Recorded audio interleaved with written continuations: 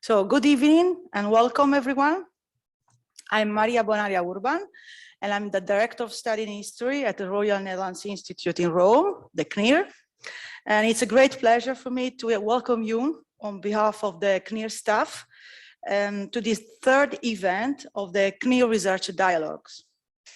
A cordial welcome, of course, also to those who are connected with us remotely. And this academic year, the Research Dialogue series focuses on the topic of colonialism.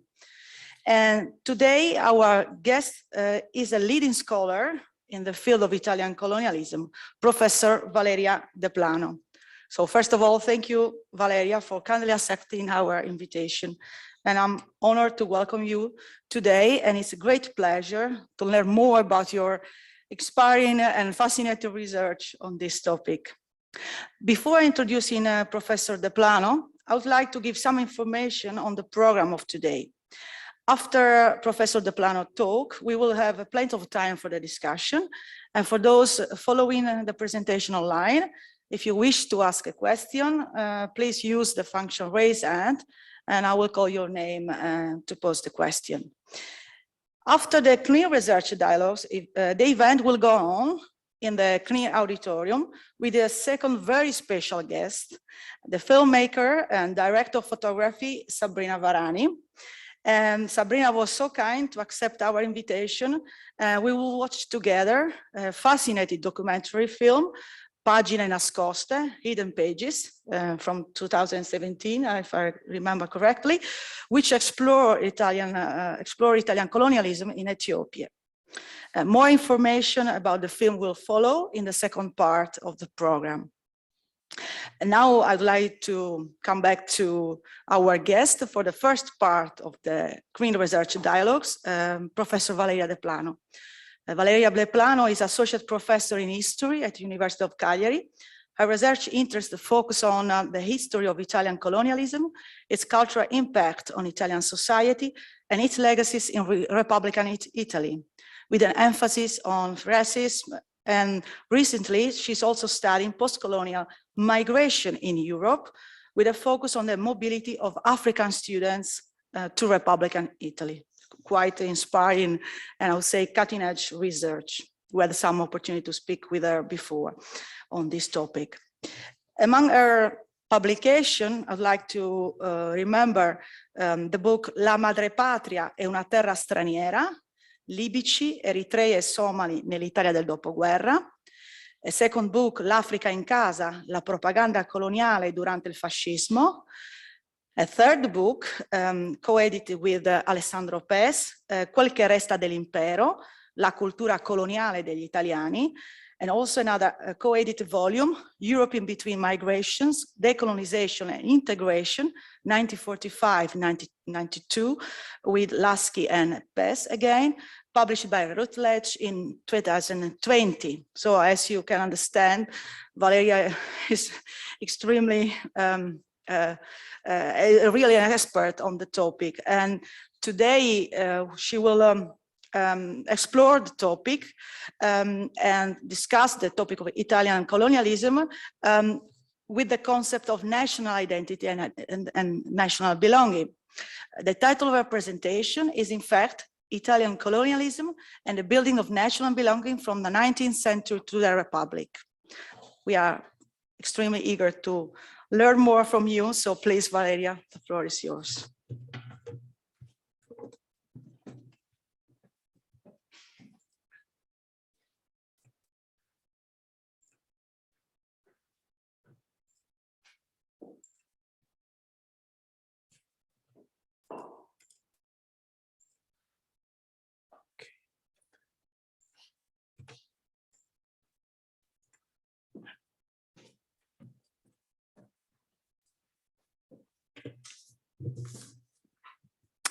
Thank you to you all and to Maria Bonaria for inviting me to the KNIR.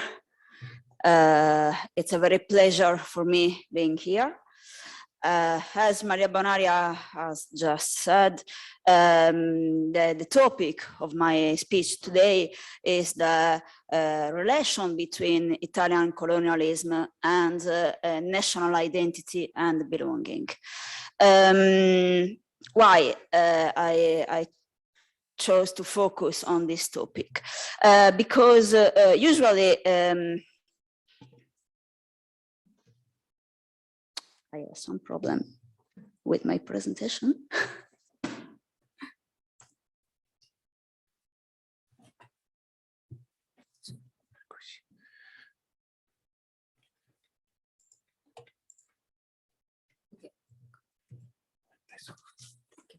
Thank you. Because usually there are many studies about the role played by colonialism in shaping European identities.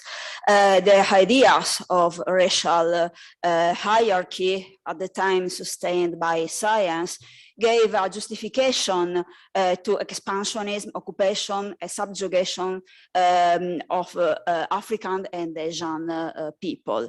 And at the same time, they contributed to shaping an idea of Europe based on natural greatness, physical and moral superiority, civilization, modernity, development as a linear process.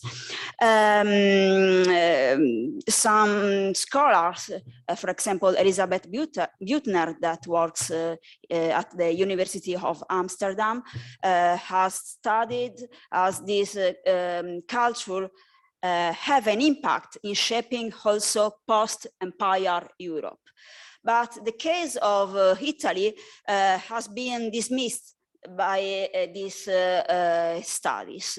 Usually, for a long time, the Italian case has been seen as a peculiar experience in the European context because of the shorter duration of the empire, the smaller size of the empire than the one of the French Empire, the British Empire, the Dutch Empire, or also the Portuguese Empire, because of the limited Italianization of the occupied territories. It is said that in the former Italian colonies, nobody speaks Italian, for example. And above all, for the peculiar role played by fascism in shaping the Italian experience in Africa. Moreover, colonialism has been seen by some historians as a minor chapter of the national history. So we have the national history on the one hand, and on the other hand, as a completely separated history, the history of the Italian expansionism in Africa. But if we see the chronology of the Italian presence in Africa, we can see that colonialism started a few years after the unification. As you already know, the Italian unification is in 1861, and only 8 years after this date, the government, the Italian government, asked to a shipping company to acquire a place in the near the Red Sea, the Bay of Assab. And in 1882, this place became the first protectorate of Italy. And it was also the starting point for the expansionism of Italy in the Horn of Africa. Eritrea became the first Italian colonies, proper colony, and Somalia, is the Italian Somaliland, was at first a protectorate that Italy acquired thanks to an agreement with the British state. And it became the second colony of Italy at the end of the century. Italy tried, keep saying Italia, sorry. Italy tried to expand its possession in the Horn of Africa, but the boundaries of the colonial, the Eritrean colony were designed according to the victories and the defeats of the Italian army. The most famous defeat was the Battle of Adwa in 1896. It was for a moment a stop for the Italian colonial policy. But just in the 50th anniversary of the foundation of the unification of Italy, so in 1911, the Italian government started another war for occupying another part of Africa, this time in the north of Africa. This is known as the Italo-Turkish War, and or as the Libyan War. After the war in 1912, Italy had another colony, the colony of Tripolitania and Cyrenaica, that became the colony of Libya. All these things before Mussolini became a prime minister in 1922. So we have a pre-fascist history of Italian colonialism. We will see how changed after 1922. For now, I want to focus your attention on the fact that we can talk about two phases of fascist colonialism. The first one started in the middle 20s with the so-called, by fascism, pacification of Libya. It was the repression of the resistance in Libya, and the second part of the fascist history of colonialism started in the middle 30s with the invasion of Ethiopia and the proclamation of the Italian Empire. The Italian Empire had a very short history because it lasted only 5 years. In 1941, the Allies entered in the colonies in the Horn of Africa, so in Ethiopia, Eritrea, and Somalia. And 2 years later, they entered in Libya. Italy signed a peace treaty in 1947, according which Italy had to give up the colonies, but actually Italy tried to stay in the pre-fascist colonies, so in Libya, in Somalia, and in Eritrea.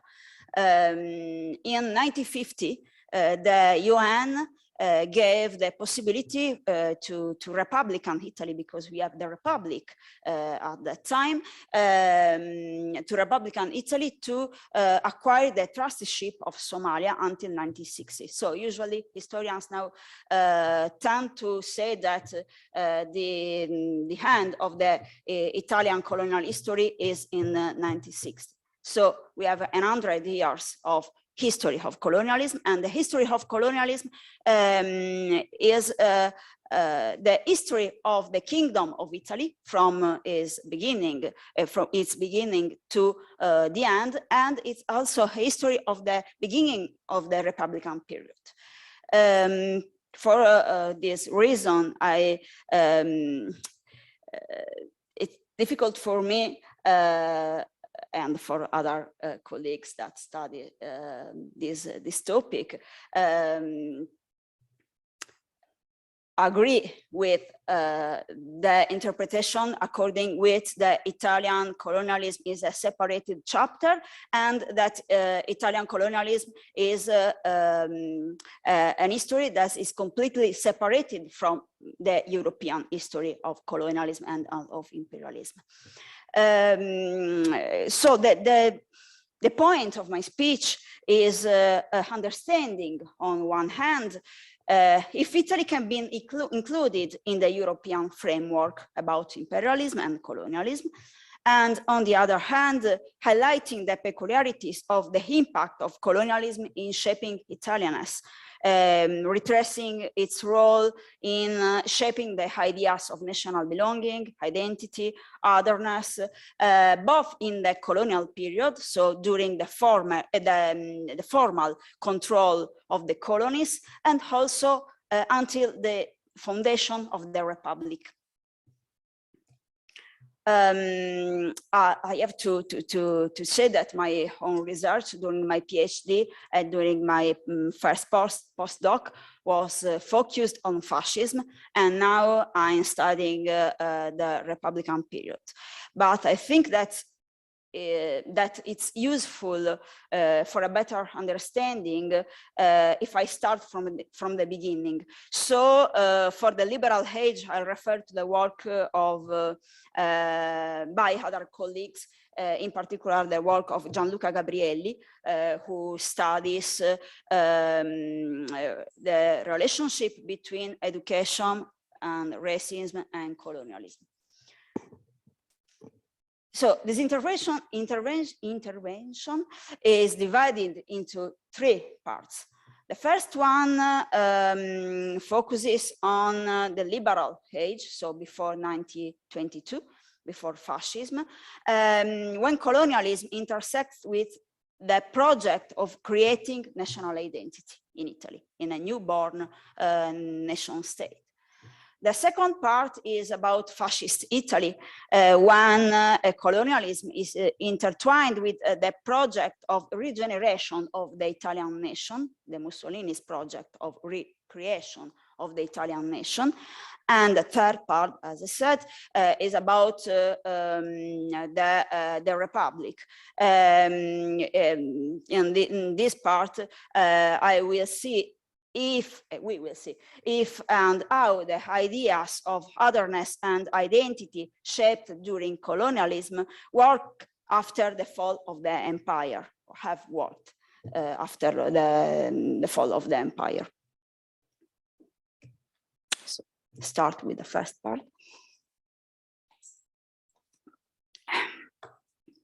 So in which way colonialism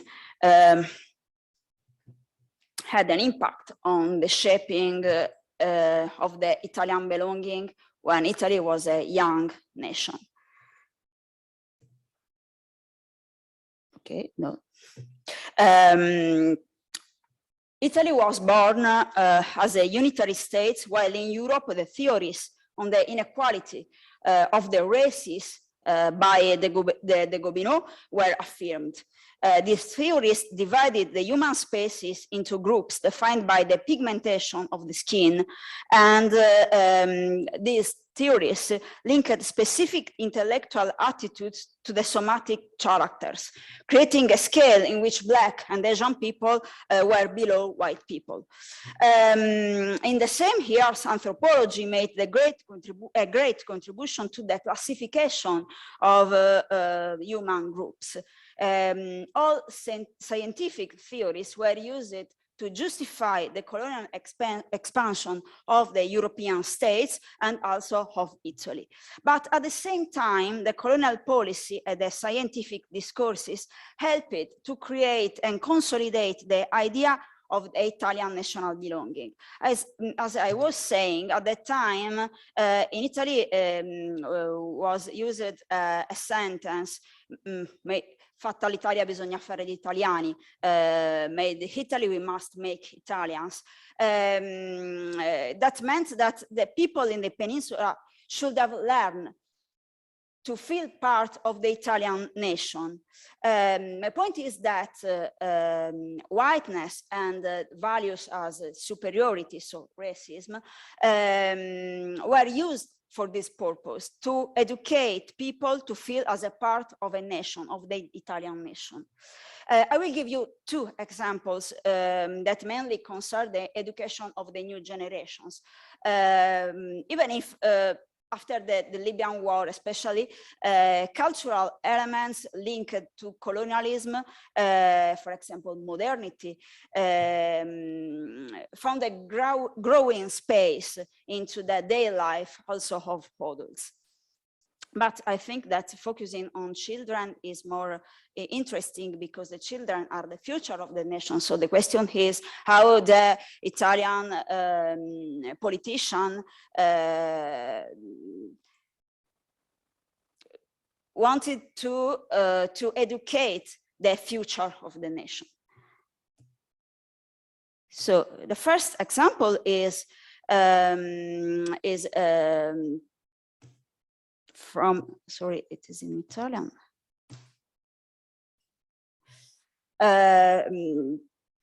Is a book, is a book for the elementary school.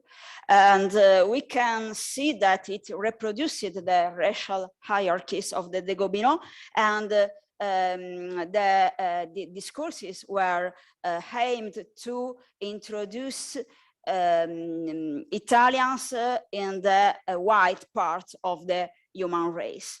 Okay, that meant also introducing Italians in the civilized, according to their discourse, part of the humanity. Okay. This is a part of the ministerial directives for school in the late 19th century. And we can see that on the one hand, the teachers in Italian school were required to teach the racial organization of the humanity. And on the other hand, they were required to teach history of the colonies. It was a completely new course for the Italian schools, and it was introduced in the technical schools at first, and then it became a course for all the other schools. So how can we educate children? Teaching them their superiority, their fate as colonial people. But it was not only a matter of schools. Public discourse at the same time painted Black people, starting from the people of Eritrea and Somalia, as savages, dirty, and devils. This example came from a very famous journal for children. No, not this one. This one. This one is from a book for children, and it was aimed to teach, to explain to Italian children that being Black was a bad thing. It was a problem, as you can see reading this part of the book. This is from the journal for children, Il Corriere dei Piccoli. It is very interesting, in my opinion, because the Black is not a Black in general, the Black child, but it was an Eritrean child. So we have the link between the racial theories and the concrete case of Italian colonialism. In this journal, the Eritrean child was described as a devil, was described as a danger for the white girl in Italy, because this Eritrean boy wanted to come to Italy, and the reaction of the Italian women was this one: "How dare, Neraccio," I can't translate it. Don't you see how Black you are? Don't you know that our pretty little girls will be afraid and disgusted with you? So,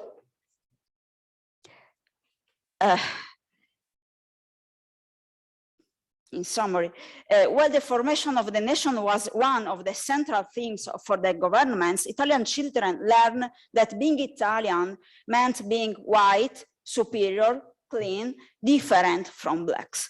The colonial imaginary that accompanied the occupation of Africa, so the military part of colonialism, was the ground for consolidating these ideas and conveying specific concepts of identity and otherness at the same time.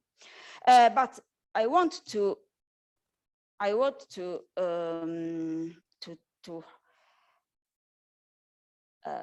underline that at the time, so before fascism, racism was the idea according which the society in the colonies was organized.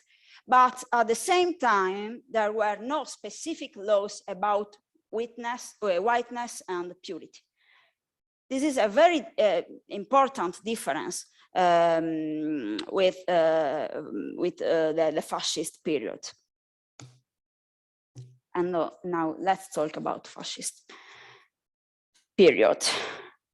Several things changed after 1922, even if at the in the first period between 1922 and 1925, the colonial policy of the fascist government was stressed the same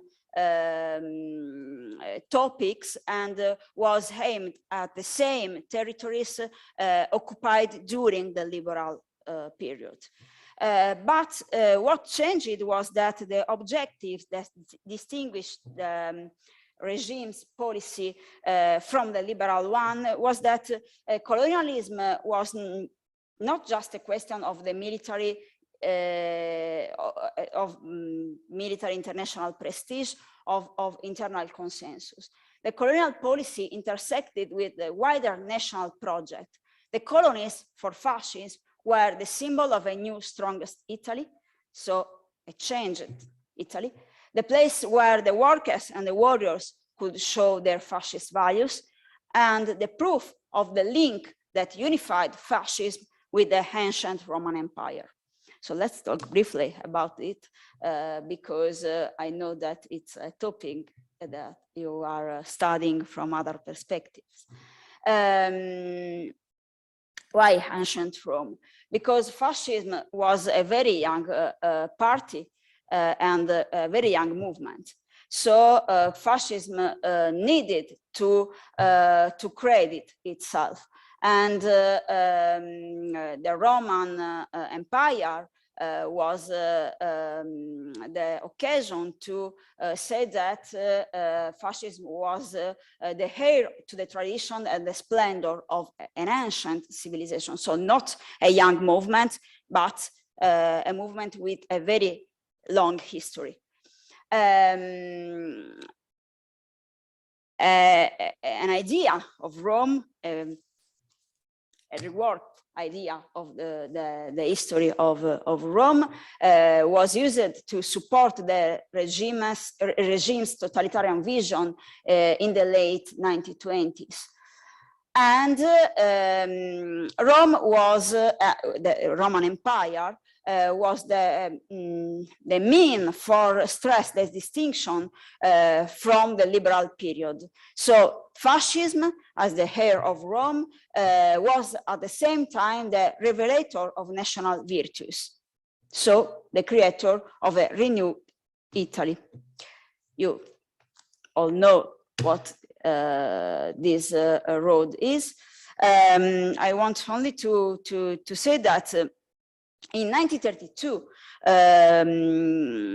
for celebrating the 10th anniversary of his rise to power, Mussolini inaugurated the road in Rome that would become the symbol of that, the symbol of the link between the ancient Rome, so the Colosseum, and modern Italy, so the Victor Emmanuel II National Monument in Piazza Venezia.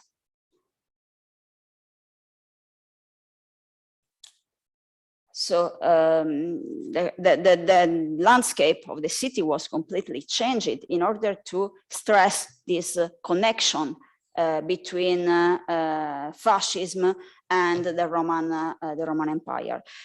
This street was called at the time Via dell'Impero, now is Via dei Fori Imperiali. It was also used for for showing the military power of the regime. In the same place, in the same street, we can find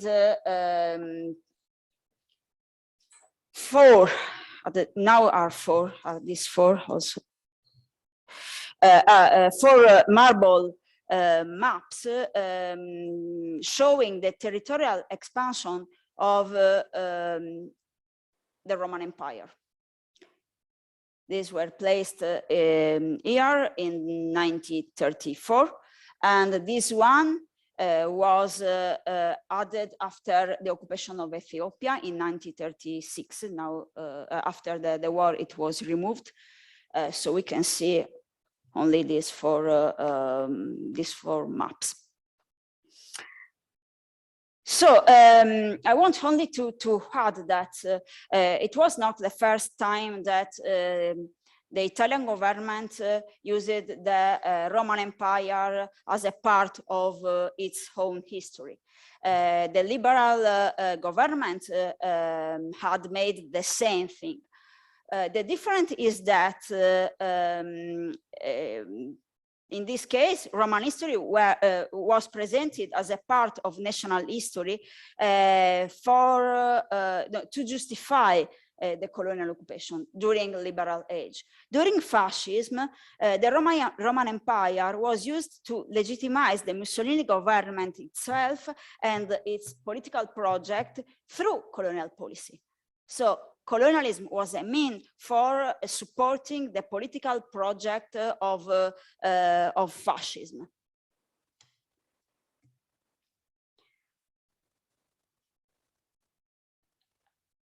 After 1925, we can identify, I just said that we can identify two phases. The first one started in 1925, 1926. It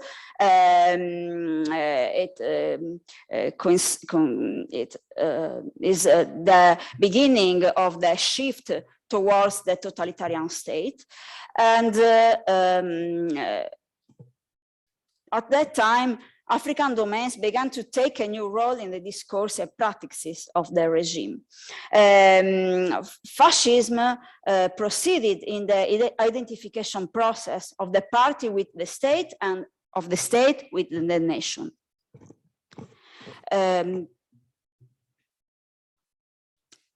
symbol of the new nation fascism wanted to build was the so-called new man. It was, no, he was, because he was a person, he was the core of our discourse about the impact of colonialism in defining what being an Italian meant at the time.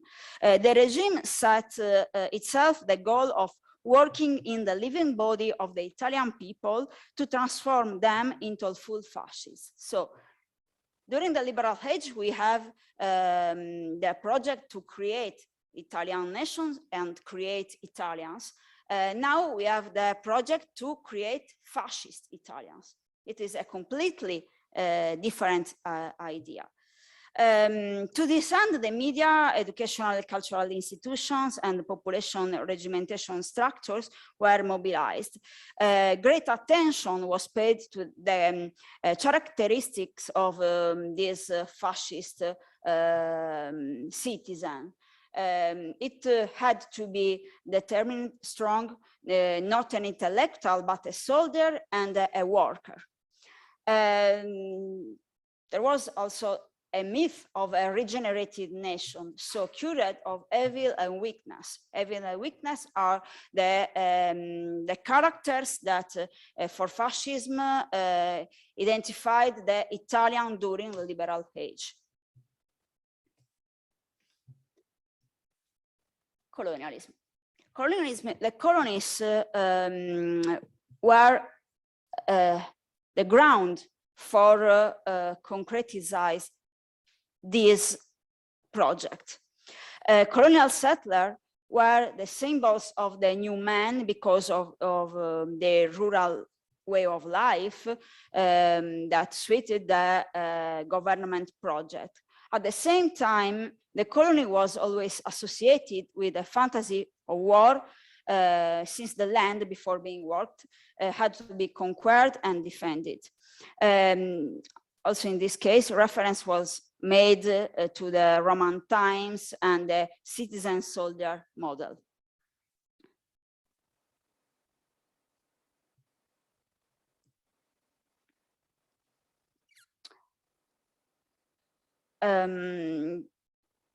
So colonialism contributed to the turning point that fascism was imprinting on its political project and intended to imprint on the whole nation. Now we see a new propagandistic effort. Was established a colonial day in schools where children were asked to celebrate colonialism.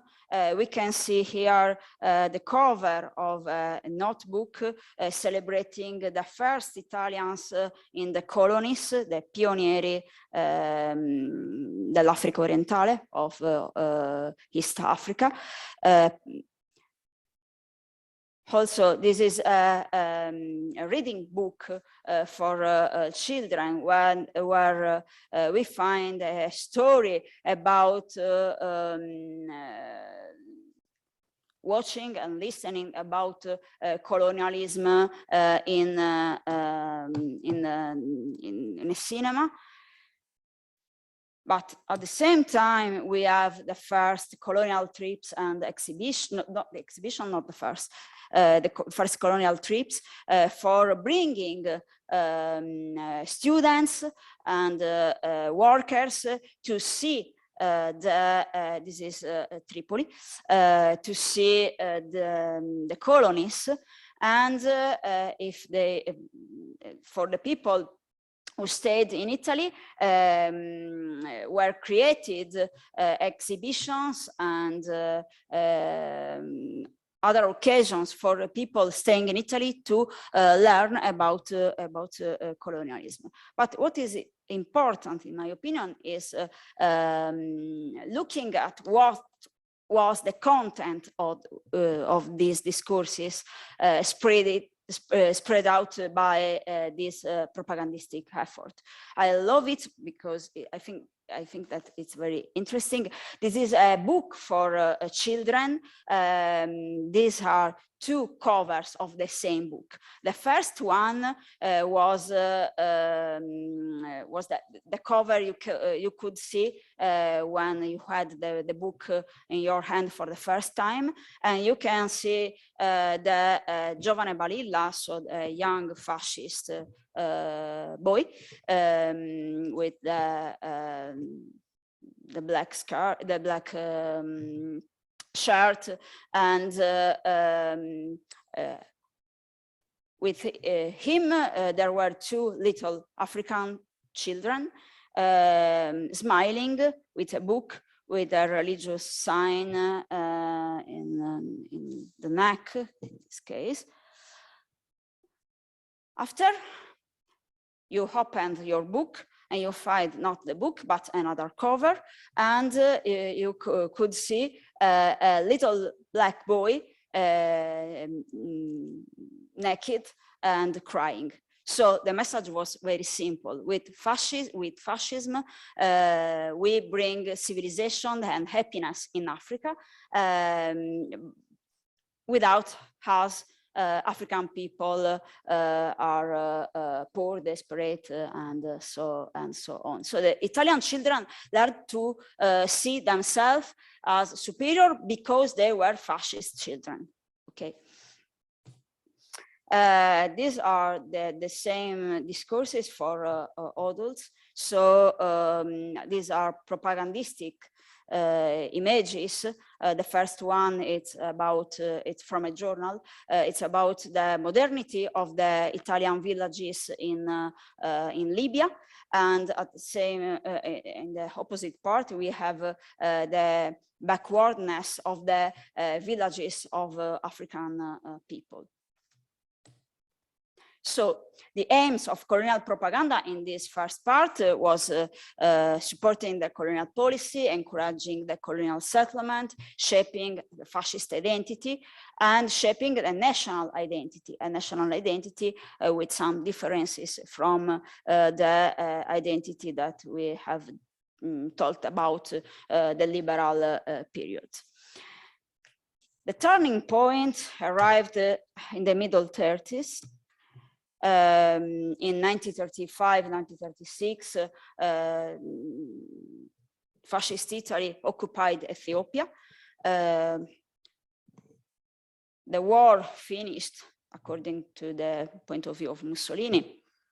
Actually, the resistance kept fighting until the end of the Second World War against Italians. In 1936, Mussolini had the occasion to tell Italians that Italy had acquired a new empire.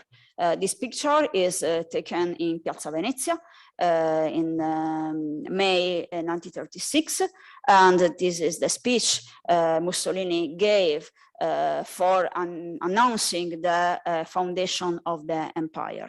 It's important for me, this last sentence, will you be worthy of this empire, because it says that Mussolini was asking Italians to change themselves because they were became a nation of imperialists. They had an empire. They had not only colonies, but a completely different dimension of the presence in Africa.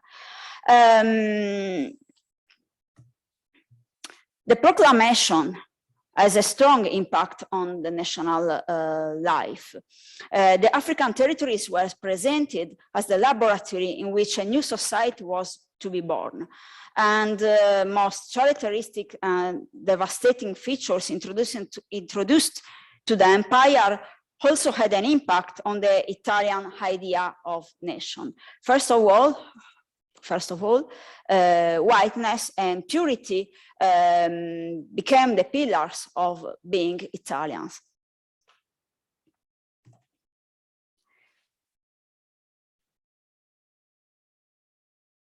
For the government, after the occupation of Ethiopia, it was no longer acceptable for men from Italy to enter into a relationship with the African women, the same African women who had been proposed as stakes for colonization since the 19th century. For this reason, between 1937 and 1940, the regime acted at the legislative level, launching a series of measures aimed at defending first prestige and then the purity of the Italian blood. The first one was against the marital relations, the so-called madamato or colonial concubinage. The second one punished the actions of settlers who were accused to degrade the image of Italy. It means, for example, to live with local people. Fascism created a new word that was insabbiati, so people that were lost for the civil life because they had acquired the way of life of the African people. It was a crime at the time, after 1937. The last law was in 1940. It forbade Italian men from officially recognizing the children of African women. That means that for the first and the only time in the Italian history, citizenship was not a consequence of blood. Before and also after, you can be an Italian if your father is an Italian. In 1940, for Italian Eritrean children, Italian Somali children, Italian Libyan children, it was not a possibility. It was not an option.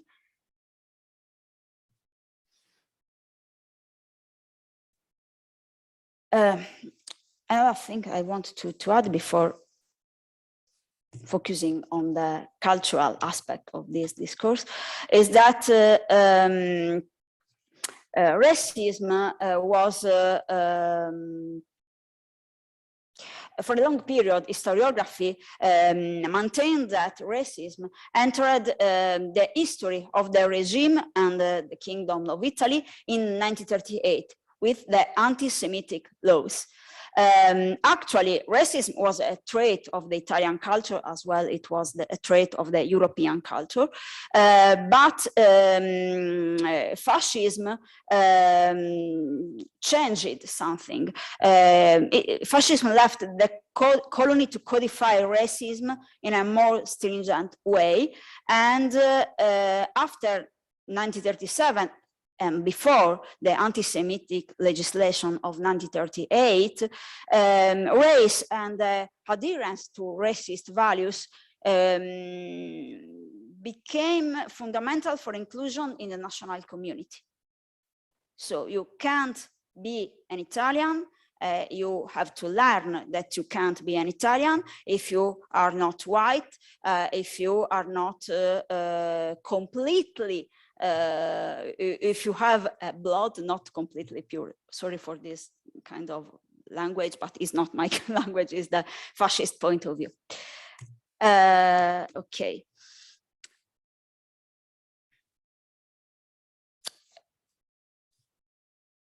I don't know if maybe I don't need to comment at these pictures. The government acted on various levels, supporting a propaganda campaign that had the aim to teach Italians not only to feel superior, but to see Africans as a danger to themselves as a nation. The images of deformities resulting from sexual encounters between white and black people presented as unnatural filled the pages of magazines and of kind of cultural products in that period.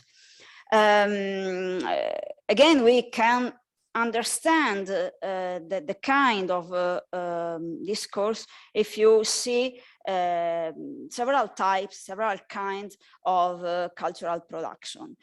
We see that there was an effort to educate Italians to distance from black people and specifically from African people. Was encouraged violence to keep the distance. Again, children, this is another notebook. Children were educated to see black people as dirty.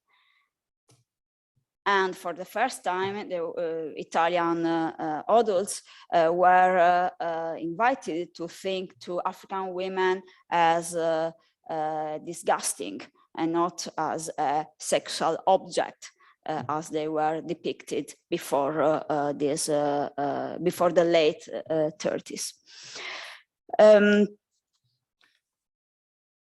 Racism influenced both the colonial space, but also Italy.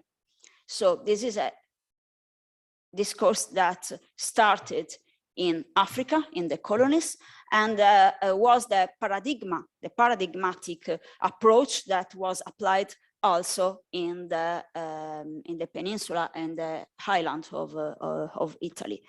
Even before the proclamation of the empire, the national territory was a space close to the colonized people, with very few exceptions. But along with the application of the racist laws in Africa, the national territory was subjected to a whitewashing process, I can say, that involved the removal of Libyan, Eritrean, Somali, and Ethiopians from the national soil. The regime first took a census that removed all those, then removed all those it managed to identify, using ethnicity to define who could physically be within the borders of Italy and who could not at the same time. In short, during the Ventennio, fascism struggled to draw the boundaries of Italian identity, providing an even more restrictive definition of what being an Italian meant. As the regime invested in the integration of the national space with the imperial one, so they creating a unique space that included the peninsula and the colonies, the more the Italian borders became rigid. Borders, the physical borders, but also the ideological and national in the sense of the belonging to a nation borders. At the beginning of the Second World War, Italianness was a fortress and colonialism had played a role in building it.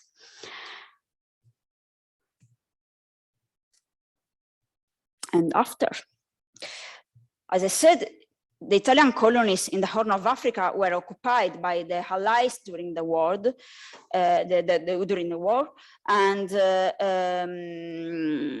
after the war, Italy, the post-fascist Italy, claimed that the occupation of Ethiopia was a fascist crime, but that in the colonies occupied during the liberal age, Italians had played a positive role. Because of that, Italian government was asking for a protectorate over Libya and Somalia and Eritrea. I already said that Italy succeeded in acquiring the trusteeship of Somalia until 1960. But what is interesting for me is that kind of discourse that was supported this request. The request to return to Libya, Eritrea, and Somalia was based on the assumption that it was fascism that had dirtied an overall positive history. At the same time, fascist responsibility was also silenced. No colonial crime was ever the subject of criminal prosecution. Wars, racism, violence, and the unequal and discriminatory system of the colony and its role in the general project of Italy were expelled from the collective memory. At the same time, Italy was rebuilding itself as a democracy. In 1948, entered in force the Republican Constitution, and it rejects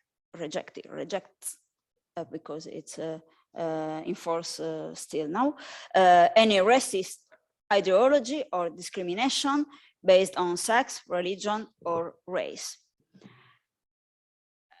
In theory, this approach was meant to herald a new definition of the concept of being Italian, with a more inclusive view of national belonging. But what the history of the post-colonial migrants tells us?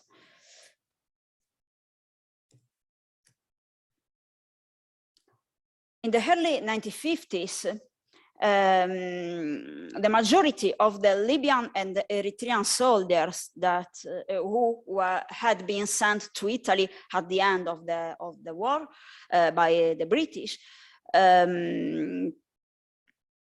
had been sent back to their places of origin against their will, but without any other chance. According to the officials, the Republican officials, that were in several cases the same officials working in the fascist period, the presence of Eritrean and Libyan people is neither appropriate nor desirable.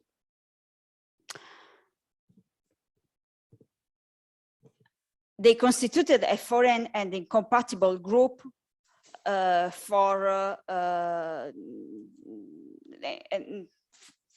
being inserted in the national body. Same years, other people from the former colony, the ex-colonies, tried to applied for Italian citizenship. The application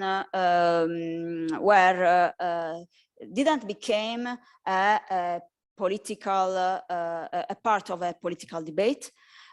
So they were managed through the normal administrative process and managed on a case-by-case basis, and they were rejected.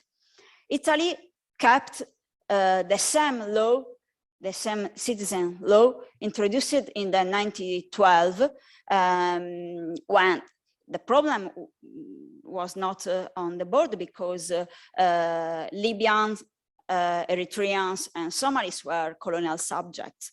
So they were excluded from the national body. But after the war, Italy didn't create a law as the British Nationality Act that was a way to recognize the link created during colonialism.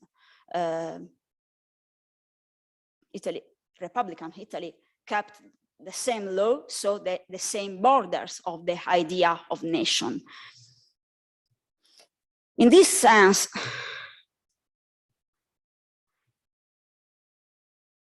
colonialism continued to play a role in the nation building process.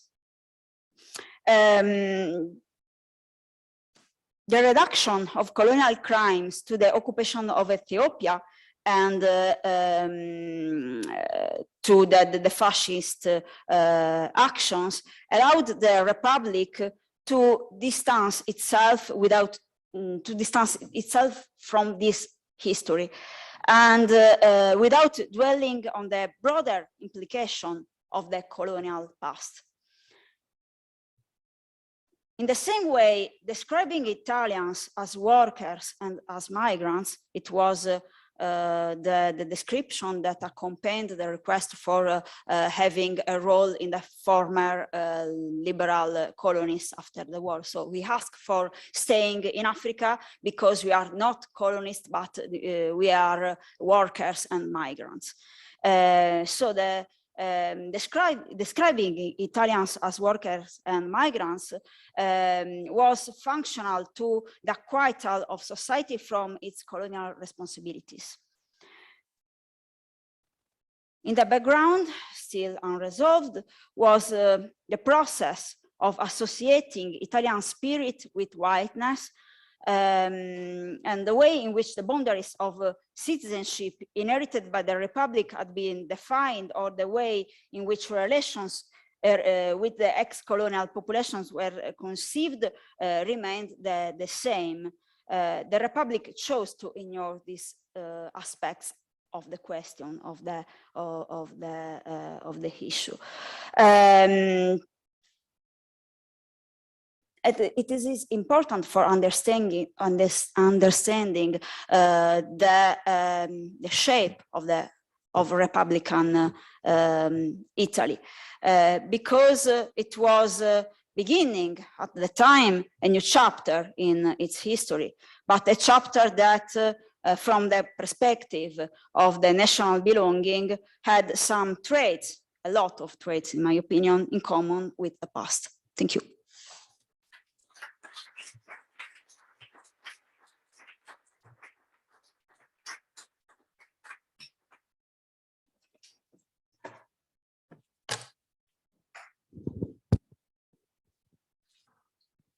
Thank you, Valeria, very much for such a rich presentation.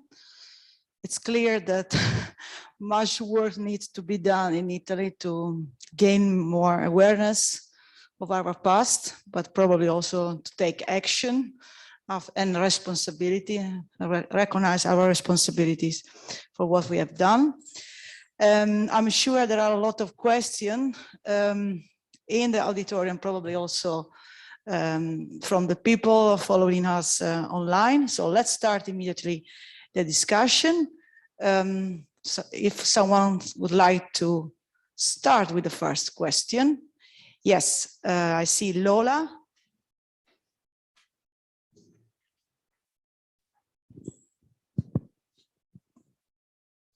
Thank you.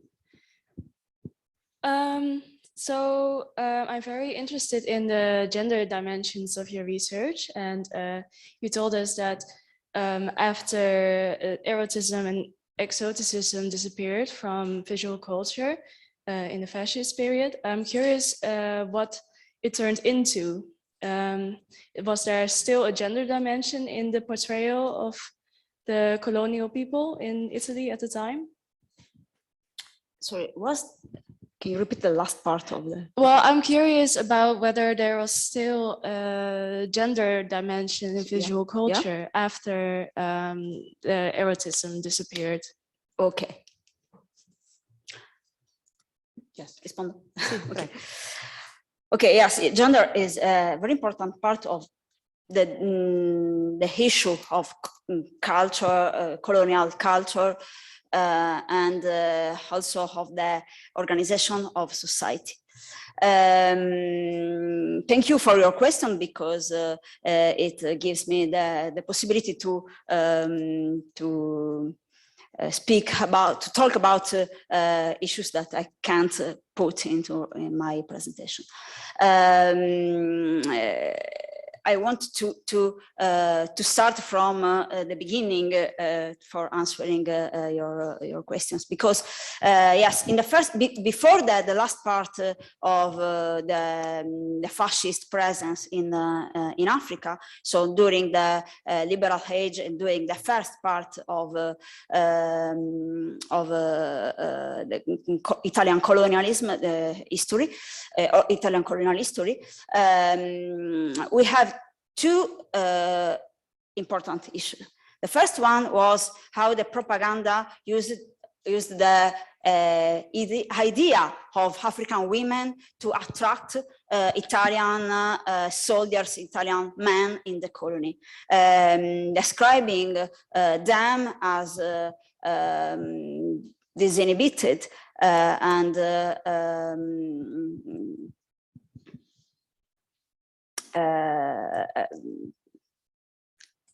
non mi verrà la parola nell'italiano e nell'inglese. So as a sort of award for being in the colony. The second part of the same picture is that the colony. There is a very important book, in my opinion, by Giulietta Stefani, Colonia per maschi, is that the colony was populated by men, not by women.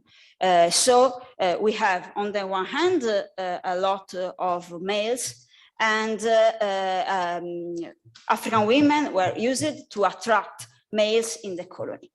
After 1936, changed also this part of the discourse, because the fascist project was to create a society, an Italian society in the colonies in the Italian East Africa, was the new name of the Horn of Africa, a new society based on the presence of Italian families. So also Italian women. So this is the other part of the racist discourse. We can have an Italian society here if we have the families, and so we will have Italian white children born in Addis Ababa, for example. So we can think about a distance between Italian males, Italian men, and African women. This is the reason behind the propaganda about the disgusting African women. But it was an unsuccessful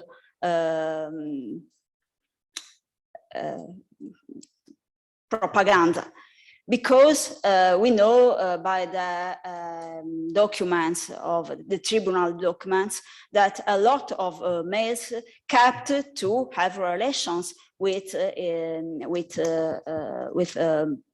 African women, and so it was a little bit ironic, I don't know, because this propaganda wasn't successful in the colonies, but at the same time, the ideas about African women had a lot of success in Italy. Okay, also the two images of the African women are, I don't know, present in the Italian discourse after the war, in the Republican period. On the one hand, the idea of the distance between us Italians and the women, and on the other hand, the other discourse about the sexuality of African women. So we have this. Yeah, I don't know if I answered your question. Yes, thank you. And I'm also curious then if there has been any studies concerning whether those relations in Africa between Italian men and African women were coerced or not, or was there any violence involved in that? Do you know anything about this? Yeah, there is a book by Barbara Sorgoni. The title is Parole e Corpi. You can find online the PhD thesis by Giulia Barrera. I don't remember the title, but if you Google, you can find it. Yeah. Thank you. You're welcome. Other question for Valeria. I'll look also on the screen. Yes, Robin, and then Reinders. Lola, could you please pass the microphone? Thank you. Thank you, Professor Deplano, for your excellent talk. As an outsider, the only thing I knew about Italian colonial history came, of course, from Francesca Melandri's book, which we will also discuss in the film. In Italian, Sangue Giusto, yes. And in Dutch, De Lange Weg naar Rome. Do you think that by focusing so much on the fascist era and on the fascist laws, that she is possibly unconsciously neglecting the other parts of Italian colonial history that you're talking about? I didn't understand. So her story focuses very much on fascism. Yeah. So by doing that, would that not give an excuse for people who read that book to to do exactly like you say and say, it was only fascism. It has nothing to do with the Republic. Yeah, you're right, but yeah, you're right. It was the mechanism of the construction of colonial memory after the war. Fascism is bad. We are not fascists, so we can close the discussion here because we are very distant from this history. But there is a problem. The problem is that we all know, and we talk also, the Francesca Melandri book does it, about the fascist period, because it is the closer period to us. So our fathers, our grandfathers went to Africa. So we can explain that they chose to colonize Africa because they were they lived in a context where this was the normality. Yes, and I think that that we come back to the first point, was the normality, because the government asked us to go to Africa and to colonize. We are not, the fascist, the regime, the Mussolini and his friends were responsible for this history, but we are not.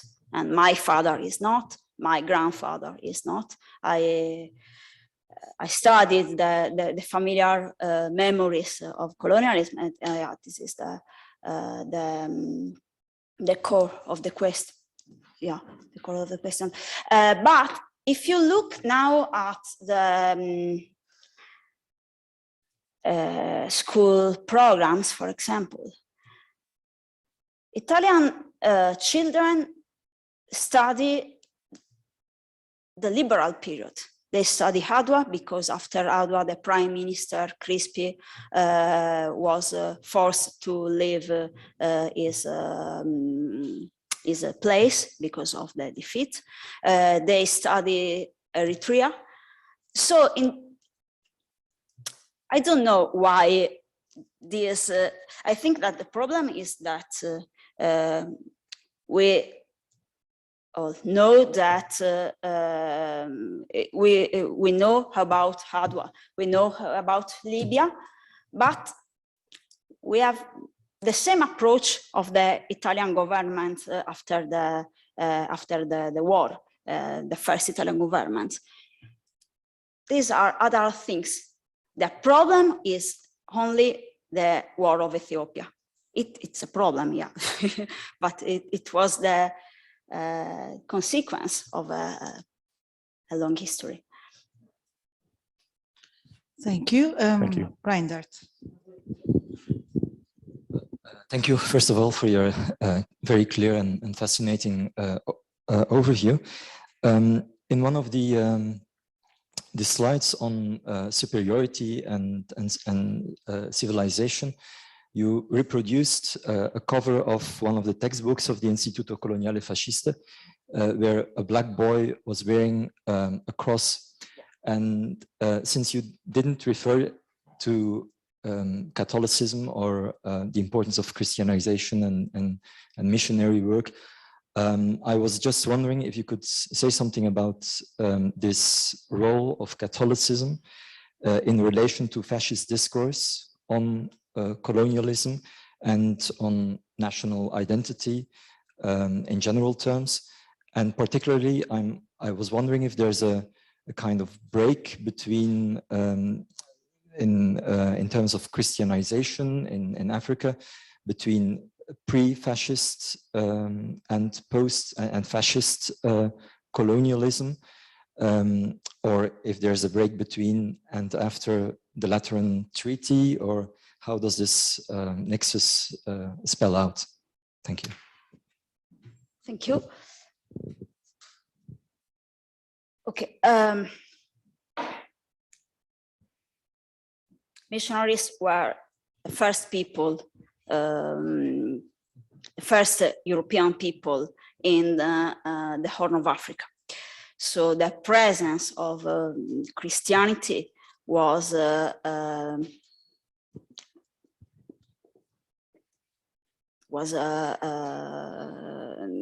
very important since the beginning, but it was not a part both before fascism and in a certain way also after fascism. It was not a part of the public discourse. It's very interesting. In the liberal age, because Italy was a laical state. It was a problem between the Vatican and the first Italian government because of Rome, because of the capital city. So it changed during fascism. In 1929, the Mussolini and the Pope signed the Concordato. But the presence of the church in Italy was a big problem for Mussolini, because it was another power. Mussolini said once that he wanted that fascist and Italian became synonymous. Fascist became a synonymous of Italian, as well the word Catholic was a synonymous of Italian. It was a very big problem for him. During the Ethiopian War, many priests supported the war, and also the Vatican didn't intervene against the choice to move war to Ethiopia. Mussolini used the fascist propaganda in general, used the idea of civilization, including religion, because it was useful, but not explicitly stressing the idea of religion as a part.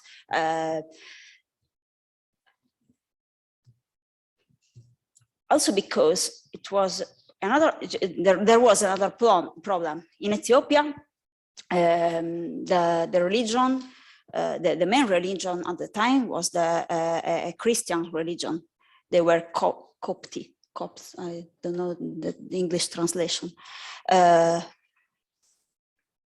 So you can use it, but not so much, because it's problematic. We have a question from Brandon Brain. I don't know if I'm saying your name correctly. Please, could you ask your question? Thank you. Yes, hello. I was curious about citizenship, and this might be a question that's too specific, but I was thinking about people who want to request their citizenship because they have an Italian ancestor. And I know that you cannot do it if your mother or Italian female ancestor was born before January 1st, 1948. I was just looking on the consulate website in New York, and it says discendenza da madre italiana prima del 1 gennaio 1948, fattispecie non disciplinata da legge, l'utente che ricade in questa categoria dovrà ricorrere ad un tribunale civile italiano per ottenere il riconoscimento di cittadinanza. And so you mentioned the racial law in 1940 that forbade Italian men from recognizing the children of African women. if somebody born from a union during that time wanted to request Italian citizenship, would they be able to, or would the Italian government respect the law that was in place at the time? Ho sentito malissimo la parte in italiano. Sì, I think. Thank you. I just want to add something to the other answer. I suggest the book of Lucia Ceci, Il Papa non deve parlare, about citizenship. What happened? I didn't understand I couldn't listen the Italian sentence you have read. But I can repeat it. Yeah. Mm-hmm. So on the website of the Italian consulate in New York, it Yes. says discendenza da madre italiana prima del 1 gennaio 1948, fattispecie non disciplinata da legge. L'utente che ricade in questa categoria dovrà ricorrere ad un tribunale civile italiano per ottenere il riconoscimento di cittadinanza. So I was wondering how that works with the racial laws.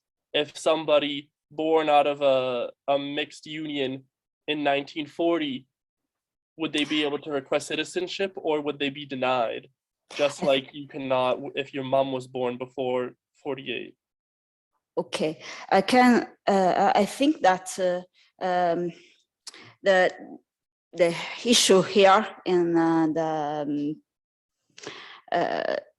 consulate of New York page is about mothers. Citizenship was at the time acquired through the father line. So, but Italy tried to make broad the borders of citizenship, letting also the children of women to ask for citizenship. The problem was when you were born before the creation of the Italian Republic. For the former colonial subject, the problem was was different because you have an African mother that for the Italian law doesn't count. You are African, you are not Italian. And you have a father, but you generally don't know who your father is because Italian men were used to come back Italy after the colonial period. But there is a similarity. It was the tribunal as the place where ask for citizenship. And we have a few cases of the former colonial subject that tried through tribunals to be recognized as Italian, just as the consul. But you have to have an Italian father, or you have to claim to have an Italian father. It was successful for Libyan, for some Libyan former subject.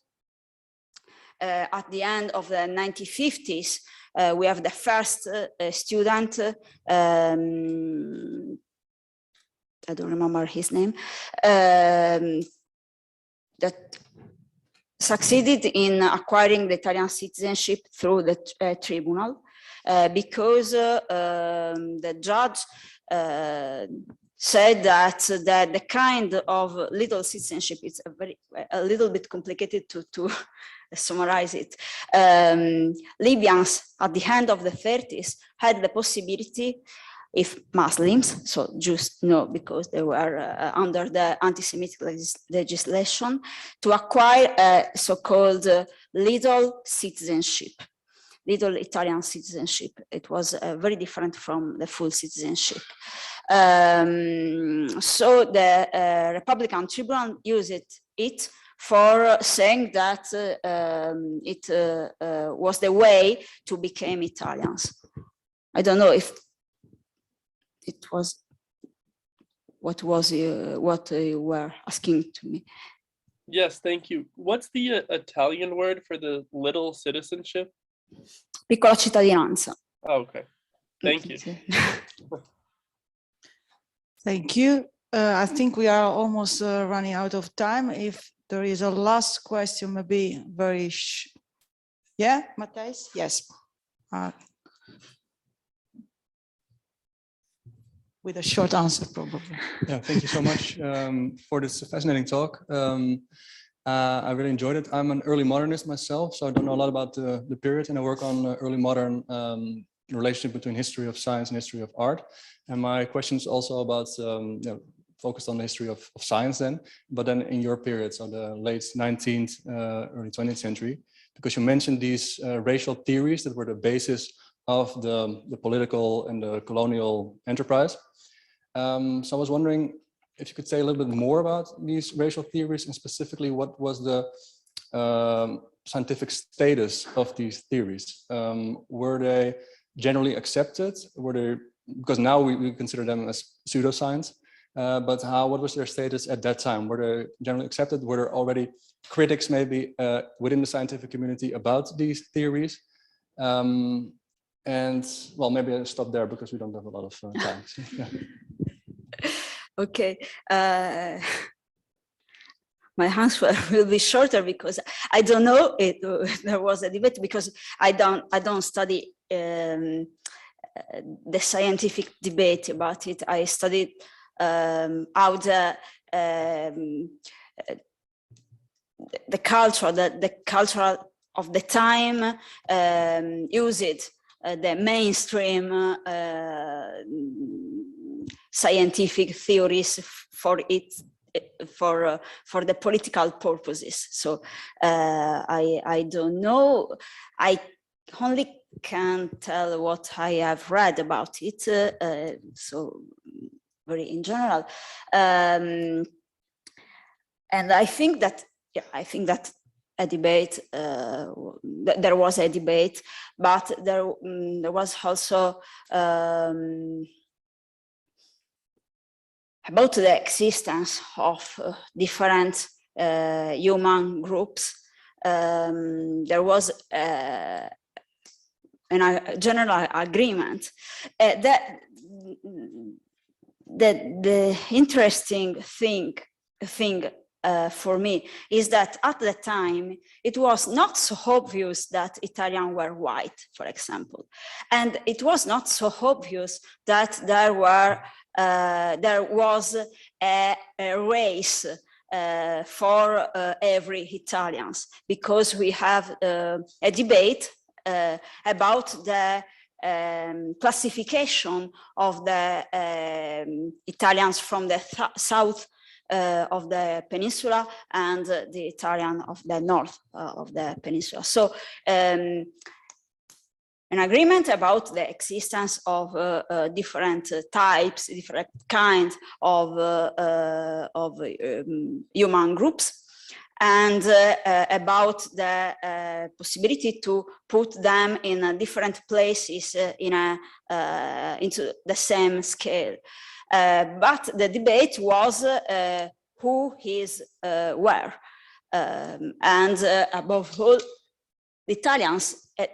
Do the Italian exist? And the scientific answer was at the time, yes, we exist. We are a race. We are a part of the white race, and we are one nation. So, but it's not the answer to your question. Thank you, Valeria. Unfortunately, I think we have now to stop with our discussion. Maybe we will continue later on having a drink together. So again, thank you. It was really inspiring lecture. I'm sure the students here have gotten a lot of ideas for their working papers. So I'm sure they will ask you questions later on. And thank you very much also to the people that are connected with us online. This is the last KNIR research dialogue for this year, but we will we will continue the series next year with a new guest about the same topic, so colonialism. For the moment, thank you and arrivederci.